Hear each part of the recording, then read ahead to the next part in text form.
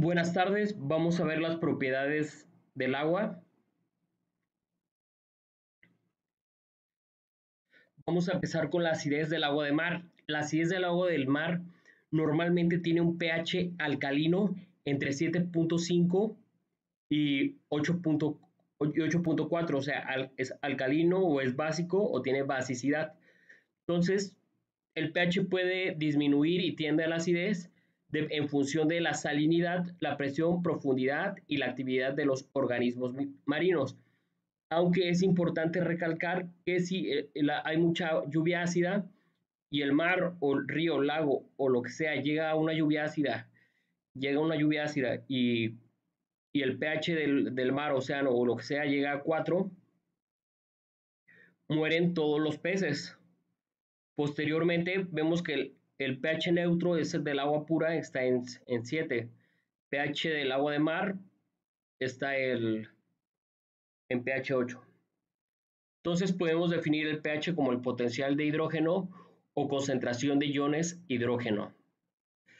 Tenemos aquí la acidez, que entra en forma de las fábricas producen dióxido de carbono, entra el dióxido de carbono más el agua, forma ácido carbónico y vuelve ácido el agua del mar. Entonces, la unidad de medida de la acidez, nuevamente lo digo, es el pH. La fórmula de pH es menos logaritmo contra concentración de iones hidrógeno. Y existe una relación cercana entre el dióxido de carbono y, el agua, y las aguas superficiales, o sea, la superficie y el grado de acidez y alcalinidad.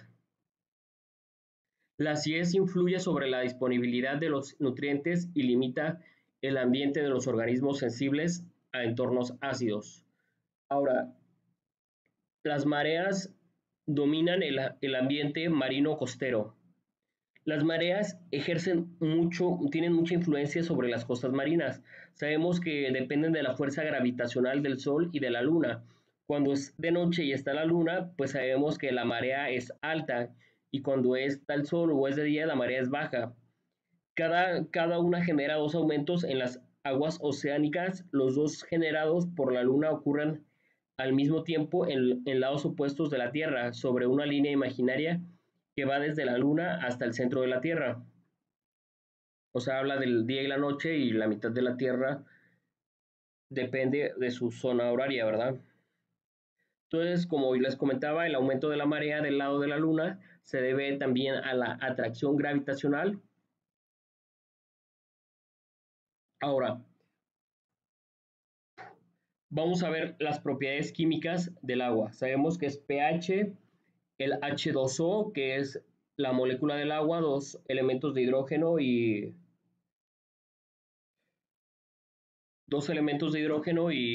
es el solvente universal, forma puentes de hidrógeno.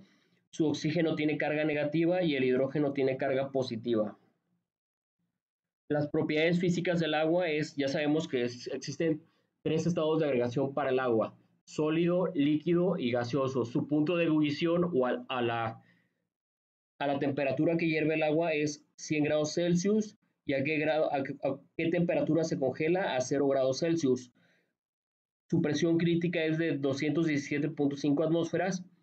Su densidad debe ser, por lo regular, 1 gramo sobre mililitros, si el agua es pura, claro. Color incolora, sabor insípida e inodora en cuanto a olor, o sea, no huele a nada. La temperatura en ambientes acuáticos, ya habíamos hablado de esto la sesión pasada. Sabemos que sobre la superficie está la mayor temperatura y va disminuyendo conforme va aumentando la profundidad del mar o de los océanos. Ahora, vamos a hablar del oxígeno y la concentración de oxígeno disuelto en el agua. El oxígeno entra a las aguas superficiales desde la atmósfera. Entonces, la cantidad del oxígeno depende de muchas cosas, de la temperatura, de la presión. Ya sabemos que la presión se mide en atmósferas, en BTU.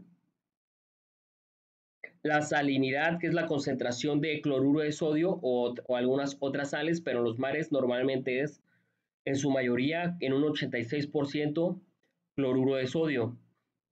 Entonces, en los lagos, el oxígeno absorbido por el agua se mezcla con el agua más profunda debido a las turbulencias. Durante la renovación de la primavera y de otoño, el oxígeno se reabastece en las aguas profundas. El constante arremolinamiento del agua corriente le da un mayor contacto con la atmósfera y así conserva un contenido de oxígeno alto. También les comentaba, el agua es un solvente universal. Sabemos que el agua puede disolver muchas cosas. En sus cocinas tienen el agua como ejemplo. Por ejemplo, hace chocomil, café, tang y muchas bebidas con las que se mezcla, pero también se mezcla con muchos compuestos. Y como el agua como solvente universal, pues disuelve muy bien el cloruro de sodio, que es la sal que está en el agua. Entonces, los océanos tienen mucha concentración de solutos. Un soluto es el cloruro de sodio, o sea, el que está en menor cantidad, y el agua es el solvente. El flujo del agua entra en contacto con muchos solutos debido a las superficies con las que choca o con la atmósfera. La solubilidad del cloruro de sodio es muy alta y junto con el cloro forma casi el 86% de la sal de mar. Aquí vamos a hablar del espectro de radiación electromagnética que produce el Sol y que tienen longitudes de onda. Por ejemplo, el color violeta tiene un 380 a 450 nanómetros, el azul 450 a 495 nanómetros, el verde 495 a 570 nanómetros, el amarillo 570 a 590 nanómetros, el naranja 590 a 620 nanómetros, el rojo 620 a 750 nanómetros. Entonces, a mayor profundidad, pues entra menor cantidad de luz y a mayor profundidad entra mayor cantidad de luz. O sea, en la superficie hay mayor cantidad de luz, pero ya en lo más profundo ya casi no hay luz. Ahora, la estructura del agua, aquí podemos ver los puentes de hidrógeno, que cómo están unidos en una molécula del hielo. Aquí está el hielo y los puentes de hidrógeno que se forman en las moléculas del agua. Sabemos que es H2O y aquí podemos ver todos los hidrógenos como unen las moléculas. Y también podemos ver la estructura de hielo, que es una red abierta. Y finalmente la composición de sal marina de 35 unidades.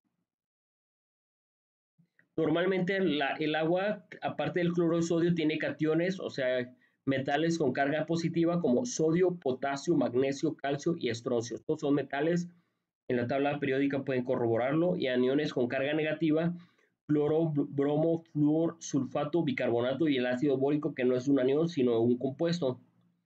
También vamos a recalcar que la dureza del agua depende de la concentración en partes por millón de magnesio y calcio. A mayor partes por millón de calcio y magnesio, más dura el agua, y a menor cantidad de partes por millón de calcio y magnesio, va a ser menos dura el agua.